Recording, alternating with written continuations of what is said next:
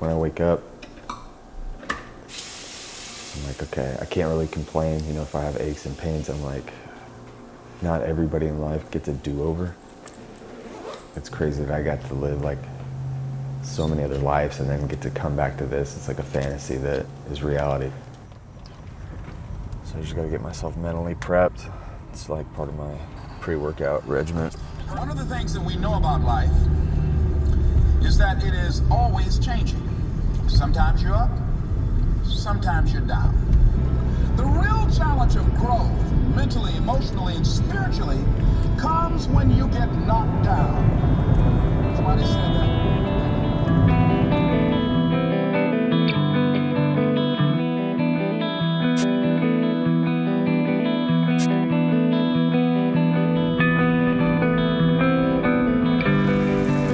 My mom divorced my dad when I was 6, and she immediately got into a toxic relationship.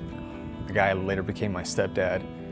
And just like any relationship that deals with addiction comes abuse, other drugs, moving around a lot.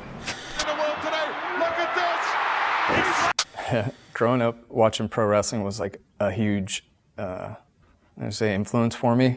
There was always like a story behind it and how the guy just overcomes adversity. Bret the Hitman Hart, he had that saying, you know, I'm the best there is, the best there was, and the best there ever will be. So I kind of like adopted that myself because what people saw was a short, pudgy kid in Apache Junction that had a lot of heart. Amongst meth labs and trailer parks. Family struggled with addiction, and he was going down a similar path. Depression's just something else, and I was never like clinically diagnosed, but I would use drugs and kind of escape like what was really going on. And there is no one that does it better than the Macho Man Randy Savage. I like the bad guys, I call them heels, but it's just because I feel like I can resonate with them. Their backstories usually come from bad upbringing or people never saw the best in them. But in the inside, you know, they're just regular people just wanting to be liked and to fit in and to feel loved. So I felt like that was me.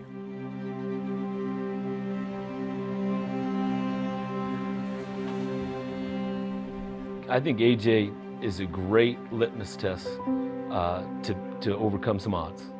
Not because it's a bad place or because Apache Junction High School is a bad school, but you know, everybody's kind of on the same page there where, you know, they're fighting. I just kind of had like this alter ego that if I didn't look like the prototype person, I still had the skills, the drive, the heart that could accomplish the same type of things. And so when I got to play sports, I was that kid who can hit hard. It kind of showed me that, you know, who I feel about myself inside is true. I kind of adopted that no matter where I went.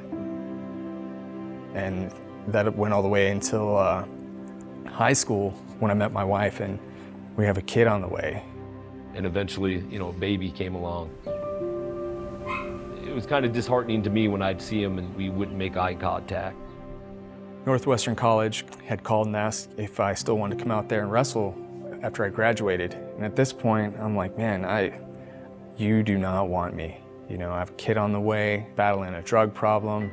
I don't even know if I'm gonna graduate. I'm the last person you want. He's like, you need to get out of that environment. So I went to Northwestern for a year. My wife was gonna be expecting our second child now. It just got to a point where, you know, she just couldn't do this on her own. So I had to put my, you know, dreams and selfishness on hold and take care of them. On April 22nd, 2004, at 6:45 p.m., Army Ranger Pat Tillman was killed in the outskirts of the tiny village of Megara, Afghanistan. Pat Tillman had just died about 4 or 5 months prior to me even thinking about joining the military. That was the turning point. Corey, don't go too fast. Slow down, let everybody... I guess one of the first things that stood out to me was like my first exposure to dead bodies. 1, 2, 3, 4, 5.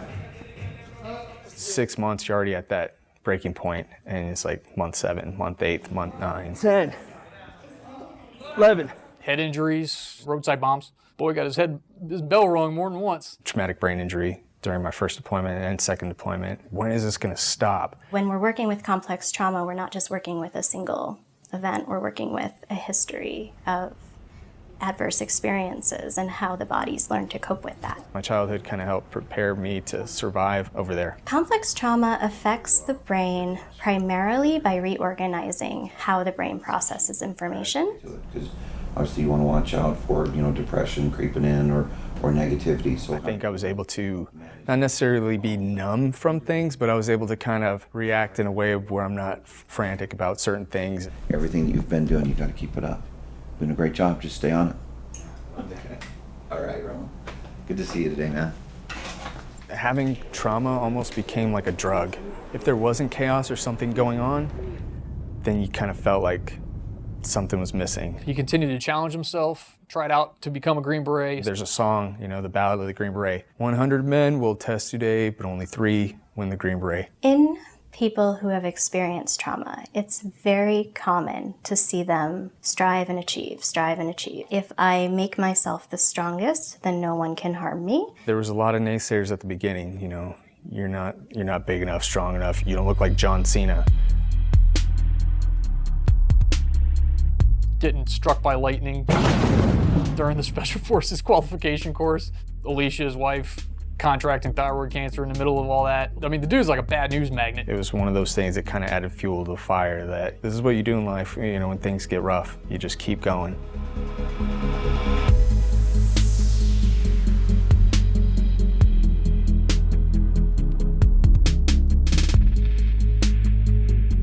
Successfully completed Green Beret training, multiple deployments to Iraq and Afghanistan, multiple deployments into Central and South America. To have someone like that on your team with that kind of character, like, hey, no matter what comes, I'm gonna keep on getting up and not only motivate myself, but also to continue to be that infectious personality amongst your team, that's something special. Kramer, you ready? Yeah. Sundown tough on 3. 1, 2, 3. Sundown tough. The brain's still the brain. Having PTSD, traumatic brain injury, vertigo, all these things that I have, if you don't get them resolved, they're just gonna come back later. I gotta find a different chapter in my life. It's kind of weird, like everybody gets that itch and like to go back to school, like when they hit like that midlife crisis. And just, my daughter's 17 years old, and to think, she'll be walking these campuses, pretty soon.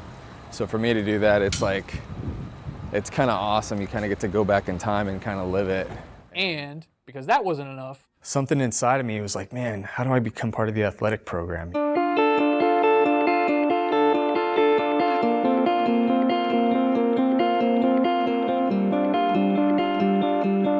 If we let every person join the roster that wanted to wrestle here, we'd have 4,000 kids on the team. There was a young man looking a little bit lost in the lobby. I said, excuse me, could I help you? He said, could you tell me where I could find the wrestling coaches?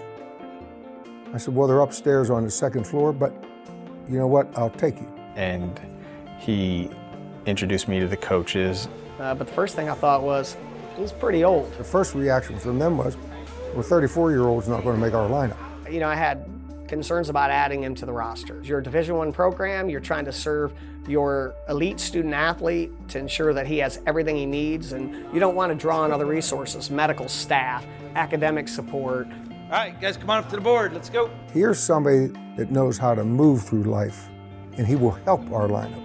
It turns out your eligibility is frozen if you serve.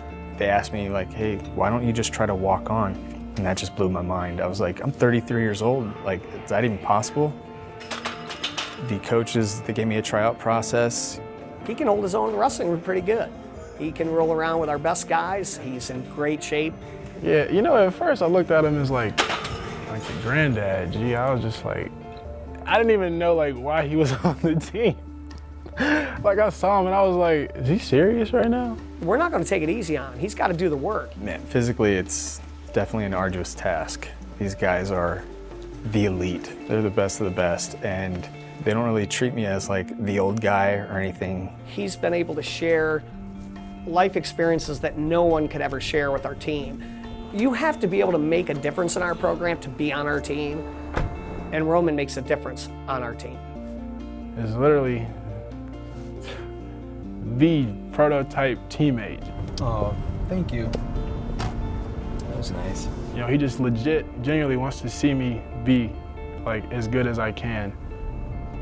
Let's go. Put your feet right there. Feet on the line. Feet on the line, both of them. Ready? Go. The hurdles and the trials and tribulations that he's had to overcome to get where he's at was unbelievable, and they still are. Full-time student, full-time athlete, full-time dad, 6 kids. That's what life is. It's gonna get hard. You know, I grew up in a broken home, so having a family that's all together still, it's definitely a process. Definitely our first tradition is to always sit down and have family meals together. To talk to each other, see how everyone's day was. It's a lot of good one-on-one FaceTime with everybody. The real FaceTime. Yeah, the real FaceTime. Rome wasn't built in a day, and that's the same thing like with the family.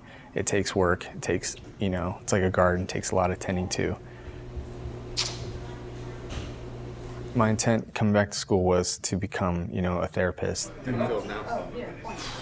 Better? That's good. Like, relieved. I was able to understand, like, dude, you're not a fucking bad person. Growing up with a broken family, poverty, war, trauma, being married for so long and having that, I felt like, you know, I've been able to kind of build up the credentials to maybe help some other people without having to self-medicate and go down some bad paths. That's good. All right. Yep. Take it easy. Thank you. See you, buddy. See ya. The struggle and triumph. The guy's had one of the hardest life paths imaginable. But in the end, he still found triumph, and he's still looking for triumph. Make no mistake. By me being able to do something that I dreamed about almost 17 years ago, just validates like life is what you make it. You own your life. You choose what you do.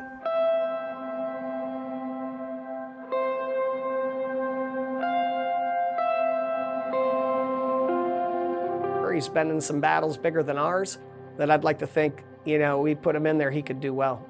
You guys ready to compete? Yeah. Roman, you ready to go? I'm ready to do it. All right, let's go, man. Let's get some work done. I wouldn't be on this wrestling team if I didn't want to compete or actually wrestle on a match. 1, 2, 3. Sign what's up. Despite if I'm going up against the best of the best, if I'm going to get my head ripped off, well, I'm going to make it hard for him, I'll tell you that.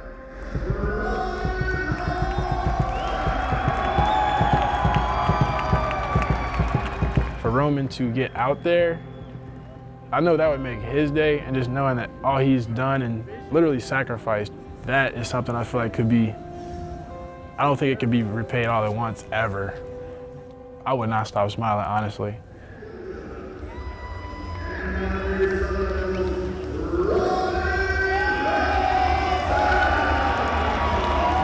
He had every excuse under the sun to fold.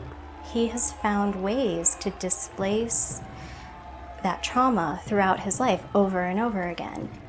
Too many of us assume that we can't. And I think the message that Roman provides, it's polar opposite. To say, what's going to stop me?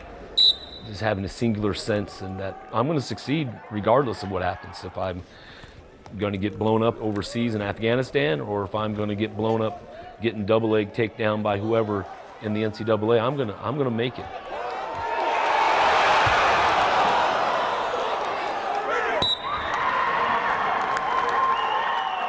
Once I'm done with the sport of wrestling, that's someone I would model my life after. But it's not over. He's a young man in life terms. He's just old in wrestling terms.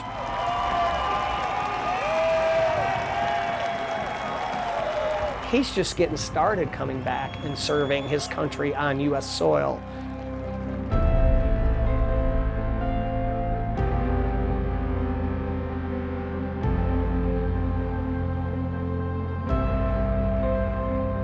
That struggle will continue to help him lead himself in triumph, and not only himself, but others.